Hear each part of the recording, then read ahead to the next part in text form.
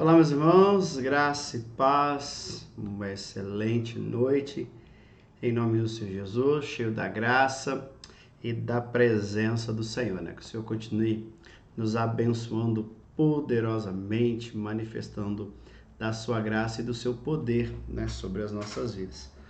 Hoje, mais uma quarta-feira, na última quarta-feira não tivemos como estarmos juntos, peço mais uma vez perdão aos irmãos, desculpa aí pelos imprevistos que aconteceram, mas que Deus possa estar nos abençoando e louvo a Deus pela vida dos irmãos, pela compreensão, pela paciência. É muito bom, né? Muito bom mesmo. Que Deus continue nos guardando.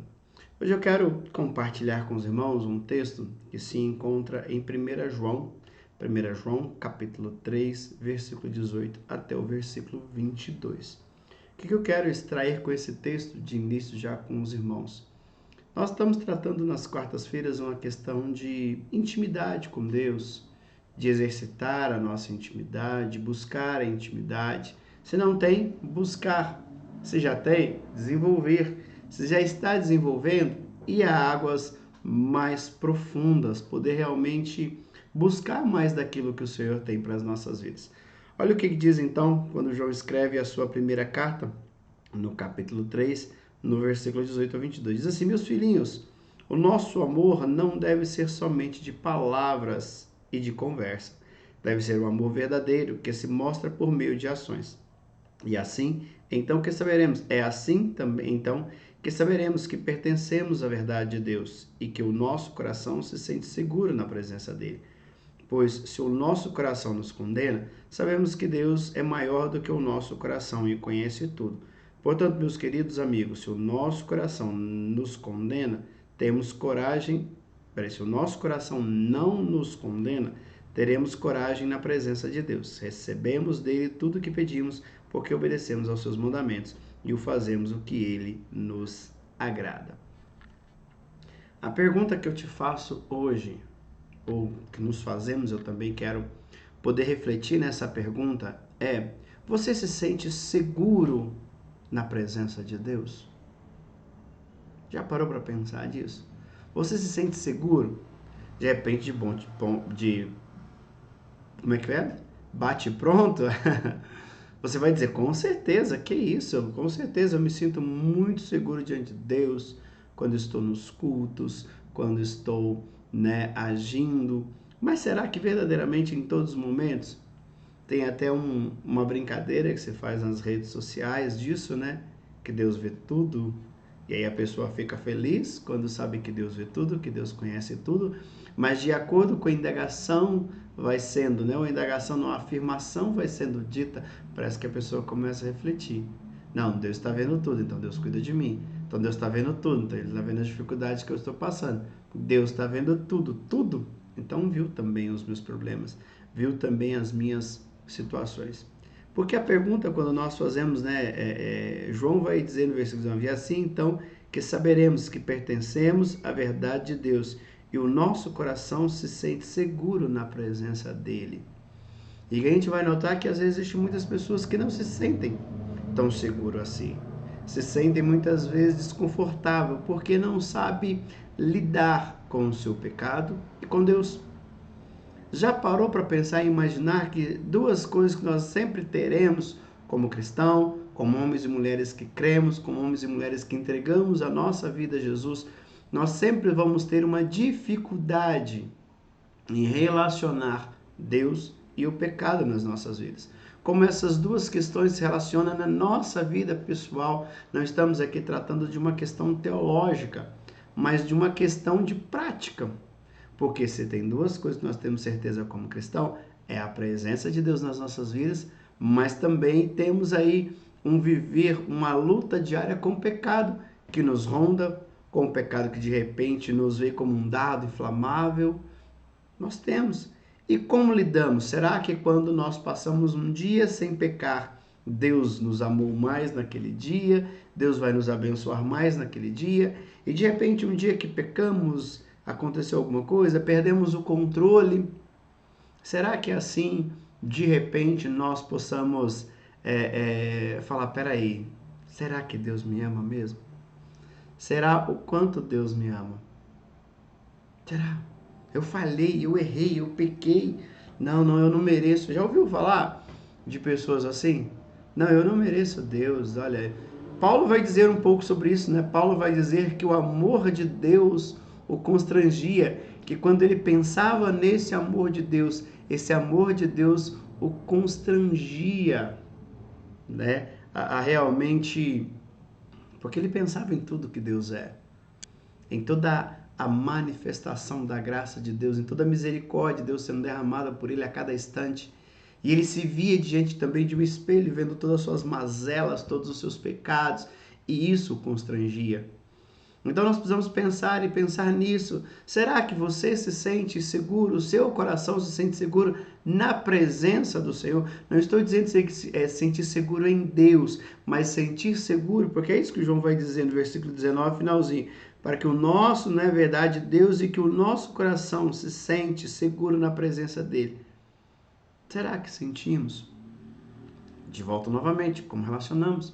E aí nós precisamos, e nesse texto vai nos dar algumas afirmações, porque não é só simplesmente pensamento positivo. Né? Tem uma banda que muitos anos atrás cantava isso, né? Que pensamento positivo faz bem ao coração. Realmente, faz bem, mas pensamento positivo muitas vezes não vai nos ajudar como necessitamos, como precisamos. Concorda comigo?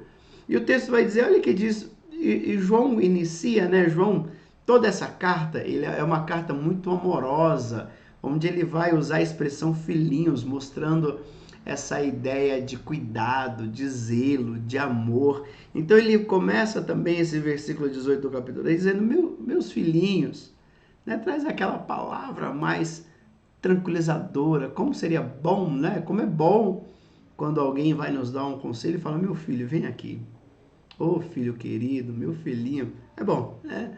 A gente se sente bem, né? Não numa expressão de diminutivo, mas numa expressão de carinho. Ele vai dizer, filhinhos, o nosso amor não deve ser somente de palavras e de conversa. Para que o nosso coração possa se sentir seguro diante de Deus, não é simplesmente o fato de não pecarmos. Às vezes nos preocupamos muito em pecar, em não pecar, que deixamos coisas muito mais importantes para fazer. Por quê? Porque deixar de pecar não é a sua prioridade. Deixar de pecar não pode ser a sua prioridade. Opa! Então podemos viver pecando? Não, não é isso. Não é isso. Porque o pecar ou não pecar são consequências de algumas atitudes. Então, quando eu me preocupo só com o pecado, eu deixo de fazer aquilo que me livra do pecado. Eu gosto de usar muito a expressão da questão de febre. Se você está com uma doença e essa doença lhe gerou febre e você fica ali só cuidando da febre, você pode de repente chegar a óbito sem febre. Porque você cuidou da febre, mas não cuidou daquilo que causa. Então, João começa dizendo isso, ele diz aqui nesse texto que a primeira coisa que nós precisamos preocupar, como está o nosso amor? Às vezes falamos muito de amor, conhecemos muito de amor, mas falar e conhecer, nenhum tipo de conhecimento, nenhum tipo de entendimento, nenhum tipo de conversa, de bate-papo, tem o poder para mudar a sua e a minha vida. Porque às vezes nós conhecemos, às vezes eu sei que num copo aqui tem água, e essa água é boa, é pura, né? Uma água que eu possa tomar com tranquilidade, então eu tenho esse conhecimento. Primeiro eu tenho o conhecimento que a água me faz bem, que ela é importante para o meu organismo, eu entendo, né, todo esse processo, eu sei o que devo fazer, converso sobre ela, falo, rapaz, como água é bom. Como água é bom, ainda mais se nós passarmos um dia sem ela, um dia de sermos privados, de repente ter ela próxima, mas não podemos, de repente, tocá-la. Como isso é difícil. Então não adianta simplesmente eu ter esse conhecimento, simplesmente eu falar sobre ela. Eu preciso fazer uso. Eu preciso tomar atitudes. E é isso que o João está dizendo. Que o nosso amor, ele não está dizendo de forma alguma que os irmãos, que esses filhinhos a qual ele está escrevendo, que eles não têm amor. Pelo contrário, ele sabe que eles têm. Mas o que ele quer dizer agora é que esse amor não pode ser demonstrado simplesmente, não pode ficar simplesmente no âmbito de conversa, no âmbito de palavras. Não, ele continua o versículo 18 dizendo: deve ser um amor verdadeiro que se mostra por meio de ações. Você amou alguém hoje por meio de ações? Eu acho extremamente importante dizer para alguém que ama. Eu acho isso fundamental. Eu acho muito importante. Eu gosto muito de ouvir, eu sou muito de palavras, né? De ouvir, de tocar. Então, eu tenho muita dificuldade quando eu vejo pessoas passando problema e de repente a gente não pode. Eu converso muito tocando, converso muito, né, dizendo porque eu gosto de receber essas questões. Mas se fica só nisso, as palavras precisam agora se tornar em ações. As palavras, elas precisam se tornar em realidade por meio de ações. Então, é isso que João está dizendo, que se há algo para nós nos preocupar é isso, como que o nosso amor está sendo desenvolvido. Porque se a partir do momento que o meu amor, o amor que eu tenho por Deus, o amor que eu tenho pelos seus servos, por toda a sua criação, todo esse amor que eu tenho, eu começo a demonstrar ele em ações e atitudes, eu posso ter certeza, não 100% dos meus pecados serão evitados, mas uma grande parte, vamos dizer uns 50% a 55%. Se eu amar com o amor de Deus, eu gosto muito de uma frase, né, que nós usamos muito no projeto Metamorfose Radical, que diz que mudar a forma de amar a Deus e ao próximo é possível. Não só de palavras. Eu preciso dessa mudança, às vezes está na palavra, mas agora de palavra eu preciso tornar ela em ação. Eu preciso falar, mas como a gente sabe, uma expressão de amor é orar, uma expressão de amor é estender a mão, é ouvir, é aconselhar. Uma expressão de amor, de repente, é aquilo que eu sei fazer e sei que eu faço bem, eu fazer da melhor maneira possível. Da melhor maneira possível. Então, o João começa a dizer que depois que ele vai dizer, e assim, é assim que ele diz, né? Ele diz, se o nosso amor não ficar somente em palavras e conversas, mas se ele verdadeiramente é um amor verdadeiro que se mostra por meio de ações, ele continua dizendo, como resposta ao versículo 8, e assim então, se fizermos isso, o que vai acontecer? Então saberemos que pertencemos à verdade de Deus. E que o que acontece? O nosso coração se sente seguro na presença dele. Então precisamos entender isso, as nossas atitudes.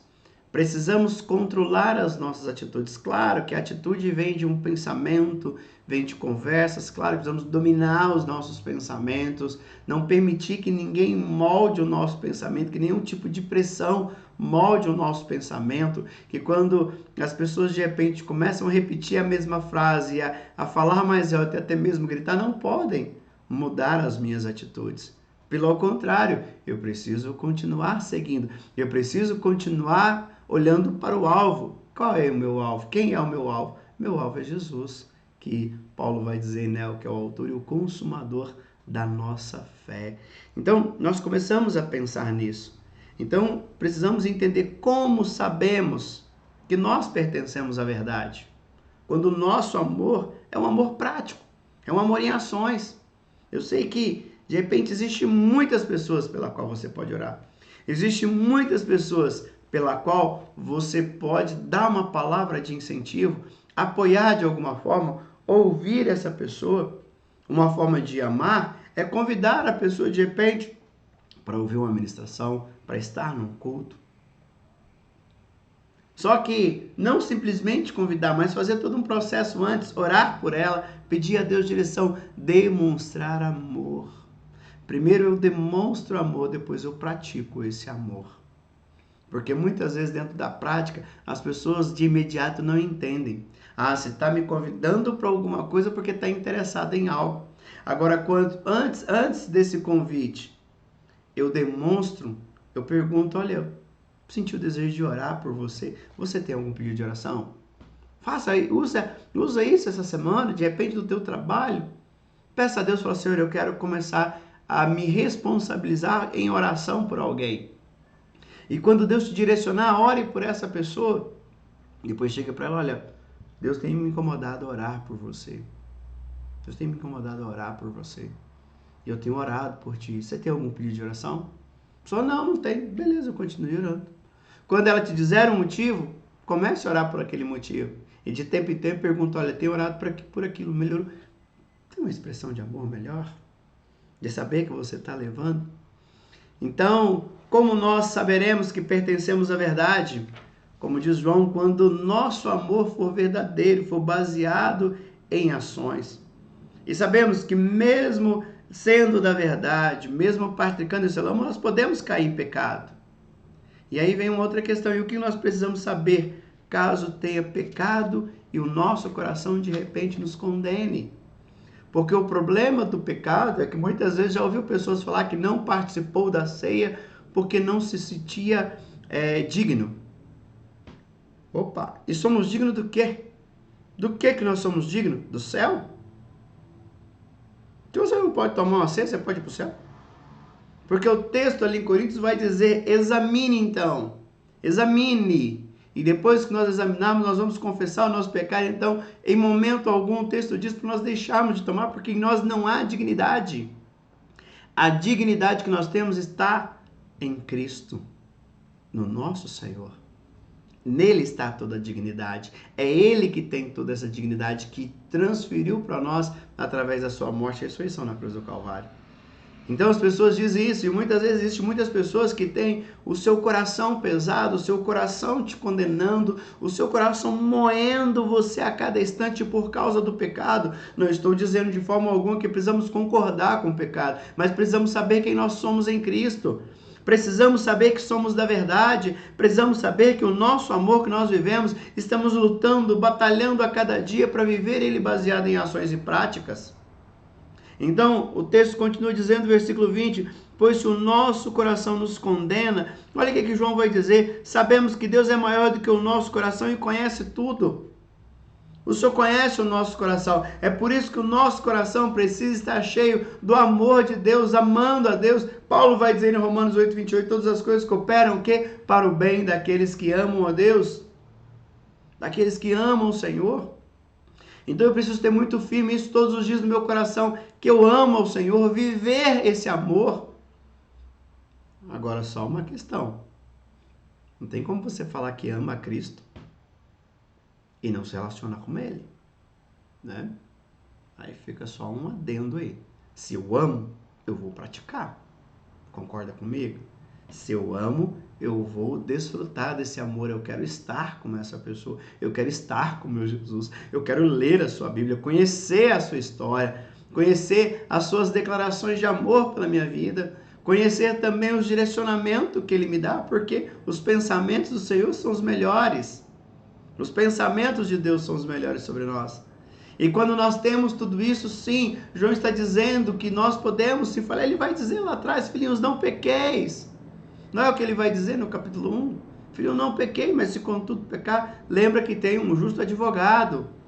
E aqui ele começa a dizer, olha, se de repente você pecou e o seu coração está te condenando, não olhe para o seu coração, olhe para Deus, porque Deus é maior do que o nosso coração e conhece tudo. A primeira questão que está colocando aqui, ele conhece. Então, se ele conhece, a primeira questão ao pecar, eu vou pedir perdão. Não ficar criando desculpa. Não ficar, esqueci, foi sem querer. Não. É assumir. É ter realmente dignidade, maturidade. Chegar diante de Deus e falar, Senhor... Perdão, irmãos. Chegar diante de Deus e falar, Senhor, eu pequei. Eu pequei. Eu errei diante do Senhor. Sabe, fazer como o filho pródigo fez. Eu acho que a história do filho pródigo está muito, que ele chega diante do pai, pequei contra ti, pequei contra os céus. Não sou mais digno de ser chamado teu filho. Trate-me apenas como um dos seus escravos, como um dos seus servos. Se o nosso coração está cheio de amor, do amor de Deus, o amor que nós buscamos demonstrar, mostrar a Ele a cada dia por meio de ações, podemos falhar sim, somos seres humanos. Mas quando falharmos, nós vamos conhecer quem é maior do que o nosso coração. Quando o nosso coração está apertado, quando o nosso coração parece que está sangrando e nós não estamos sabendo conviver com ele, então nós vamos até o Senhor, que é maior do que o nosso coração, porque muitas vezes o nosso coração nos domina e eu preciso permitir que Deus venha dominar o meu coração.